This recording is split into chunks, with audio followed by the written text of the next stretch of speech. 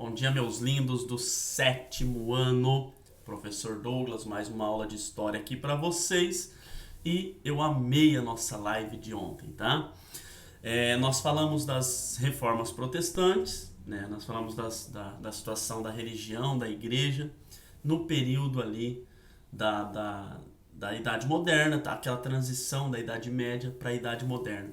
Eu fiz um resumão aqui para vocês das três reformas e eu vou falar para vocês nesse exato momento, tá? Ontem nós já falamos sobre a reforma luterana na nossa live. Só que eu fiz um resuminho para vocês aqui dela bem rápido. Algumas coisas vocês já vão entender que eu vou ler aqui e outras eu vou explicar ainda para vocês para a gente entrar no calvinismo, tá? A reforma luterana acontece na Alemanha, tá? E o maior responsável por ela foi o monge alemão Martinho Lutero. Tá? Ele foi o primeiro a contestar fortemente os dogmas da Igreja Católica. Lembra que ele acabou fixando ali as suas 95 teses que criticavam vários pontos da doutrina católica. Essas 95 teses condenavam, por exemplo, a venda de indulgências. Lembra o que era a venda de indulgências que nós falamos ontem? Lugarzinho garantido no céu, terreninho no céu, tá? Você pagava pela sua salvação.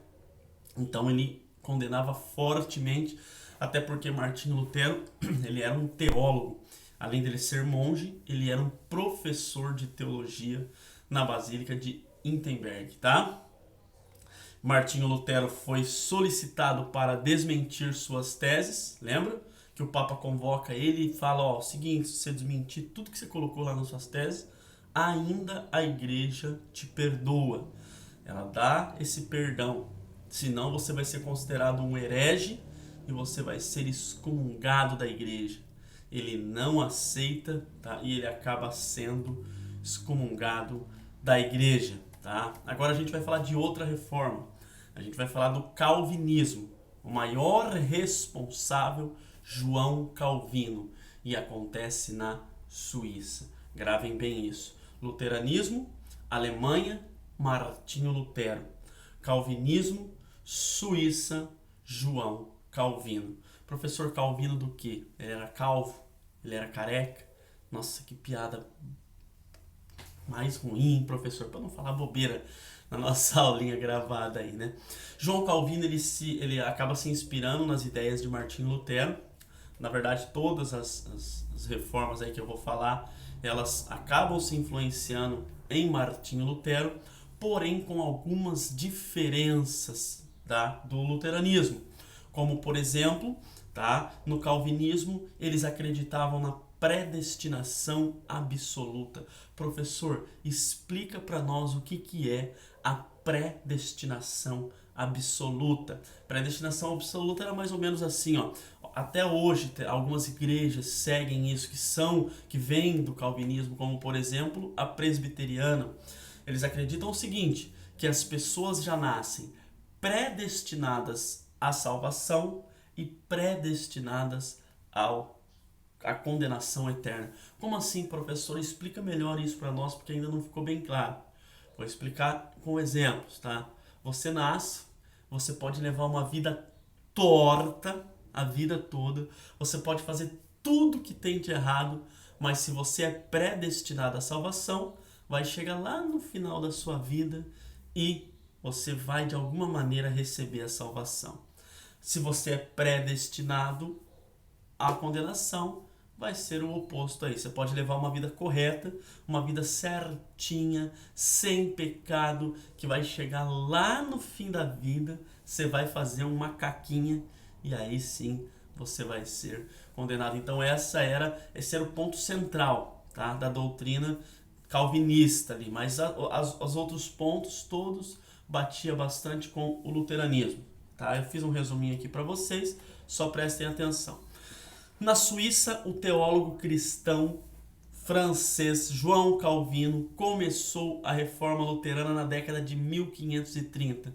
De acordo com Calvino, a salvação era explicada através da doutrina da predestinação, que o professor já falou para vocês.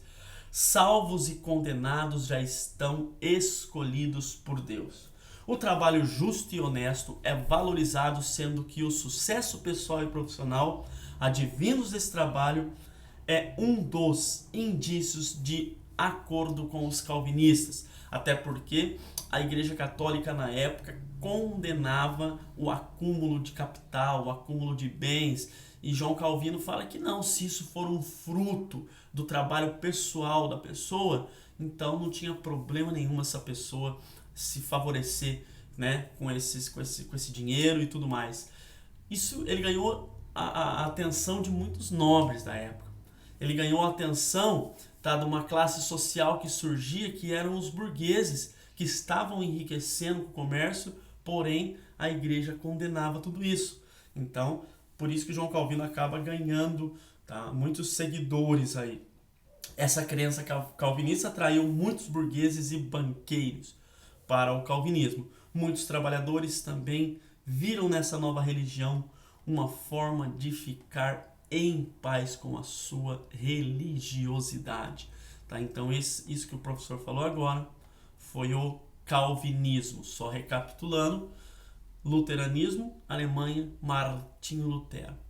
Calvinismo, João Calvino, Suíça, e todos esses indo contra os dogmas, refutando ali os dogmas da Igreja Católica. E agora a gente vai falar da reforma anglicana, que eu acho que é uma das mais emocionantes para o aluno, porque ali eu falei para vocês que tem romance, tem ação, tem traição, tem separação, tem casamento de novo, tem rompimento com a igreja, tudo isso na Inglaterra. Então, agora não é mais na Suíça e nem na Alemanha, é na Inglaterra através do rei Henrique VIII. Tá? Só para vocês entenderem um pouco essa história, o rei Henrique VIII, ele era casado com Catarina de Aragão, tá? E na época, vai pegando o raciocínio aí, gente. Na época, a maior herança de um rei era um filho homem, tá? Por que, professor, um filho homem? Porque o poder era hereditário, era passado de pai para filho. Então todo rei queria da sua esposa esse presente, um filho homem. Catarina de Aragão, tá? Ela não conseguia dar filho homens para Henrique VIII. Não é que ela não conseguia, né, gente? Essas coisas a gente não escolhe, né? Agora vai ser um filho homem. Não, a mulher não consegue escolher. Então vinha, ela engravidava, daqui a pouco nasceu o filho, não era mulher, Maria. E aí o que acontece? Aparece uma outra mulher na vida de Henrique VIII, tá? Mais jovem que Catarina de Aragão, mais bonita e com um nome um pouco diferente, Ana Bolena. Gente, desculpa, mas Bolena, né, esse sobrenome, se alguém tem esse sobrenome, me desculpa, mas parece de mulher desonesta, né? Nossa, professor. Então, assim, ele acaba o quê? Ele acaba se envolvendo com Ana Bolena, tá? Na esperança de Ana Bolena dar um filho homem para ele. Então ele chega pro Papa e ele fala o seguinte: Papa, eu quero me separar da Catarina de Aragão para me casar com Ana Bolena. É óbvio que o Papa não aprovou, né, gente? Isso ia contra os dogmas da igreja. Se o Papa aprova a separação do rei Henrique VIII, o que ia acontecer? Ele ia contra toda a igreja, porque a igreja ia se revoltar, porque ela ia ver que estava contra os preceitos, contra os princípios que a igreja pregava, que era a não separação, tá? Então o Papa acaba falando para o rei Henrique VIII, não, a igreja é contra essa separação e a igreja não vai aprovar essa separação. O que o rei Henrique VIII faz? Não vai aprovar? Ele já viu que estava aquela onda da reforma protestante, estava crescendo na Europa. O que ele faz então? Ele rompe com a igreja católica. Nesse rompimento com a igreja católica, gente, ele toma os bens que a igreja tinha na Inglaterra, as terras da igreja, tinha muitas terras na Inglaterra, muitas propriedades, tá? Muitas igrejas. Então ele acaba o quê? Invadindo essas igrejas e ele acaba confiscando os bens da igreja católica dentro da Inglaterra. E agora ele lança uma nova religião na Inglaterra chamada de anglicanismo, onde agora o Papa não é a autoridade máxima da igreja, e sim o próprio rei. Agora o rei é a autoridade política e o rei também é uma autoridade religiosa na Inglaterra. Tá, gente? O anglicanismo até hoje é a religião oficial da Inglaterra. A Rainha Elizabeth, ela é tanto a maior líder política como a religiosa da Inglaterra. Tudo bem, professor, agora ficou aquela dúvida que não quer calar.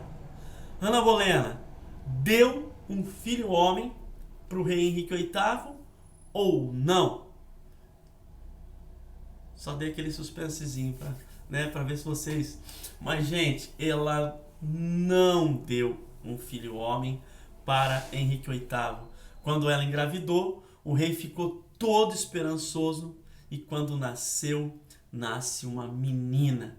E agora olha que interessante que vocês vão ver o nome da menina e vão associar com a realidade da Inglaterra.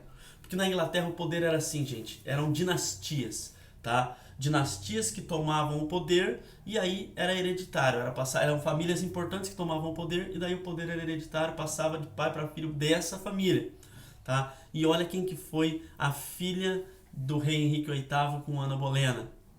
Elizabeth. Conseguiram associar? Ela foi a Elizabeth I. Depois ele fez um decreto que, porque por lei, ali quem assumiria o trono era Maria I, que era filha de Henrique VIII com Catarina de Aragão. Porém, ele faz um decreto que quem vai assumir o trono ali era a filha dele com Ana Bolena. Ela forçou ele a fazer isso, na verdade. Ela induziu ele a fazer isso. E ele acaba assinando esse decreto e ela foi a Elizabeth I. Lembrando que esses nomes de rei assim, gente, Elizabeth I, agora vem a Elizabeth II. Nossa, professor, se foi lá em 1530, 1550, mais ou menos nessa época que acontece o anglicanismo, então a Elizabeth II tem o quê? 350 anos? É mais ou menos isso, gente. Ela tá no formol ali, enfim, ela não morre aquela mulher, ela é eterna. Highlander. Não é não, gente. É que daí outra dinastia tomou a Inglaterra e depois quando retorna a dinastia da família Elizabeth, ela se torna Elizabeth II. A Elizabeth I foi a filha do rei Henrique VIII com Ana Bolena. Elizabeth II, aí ela vem depois de outra dinastia que assumiu a Inglaterra. Agora vem uma parte interessante, gente. Sabe qual que foi o fim de Ana Bolena? Drástico. Por quê, professor? Porque ela foi acusada de traição, tá? E o rei Henrique VIII mandou decapitar ela, cortar a cabeça em praça pública. Olha, gente, que final trágico para Ana Bolena, tá? Lógico que ele falou assim, mas não vou ser assim, eu não vou ser tão ruim assim. Eu vou contratar o melhor carrasco para fazer isso, para cortar a tua cabeça, para que a tua morte seja bem rápida, tá? Seja uma coisa assim que você não vai sofrer nada. E ele acaba contratando o melhor carrasco e ela é executada em praça pública, tá? É cortado a cabeça de Ana Bolena. E agora, as principais medidas e objetivos da Contra-Reforma, isso vai ficar para uma próxima aula. A tarefinha de vocês hoje não vai ser da apostila, tá, gente? Não vai ser da apostila. A tarefinha vai ser o seguinte: você vai fazer um resuminho para mim das 3 reformas protestantes. Faça um resumo das 3 reformas protestantes. Certo, meus lindos? Só para a gente finalizar, recapitulando: luteranismo, Alemanha, Martinho Lutero. Calvinismo, Suíça, João Calvino. Anglicanismo, Inglaterra e Henrique VIII. Certo, pessoal? Aquele beijo no coração de vocês e até a nossa live de quinta-feira. Fui!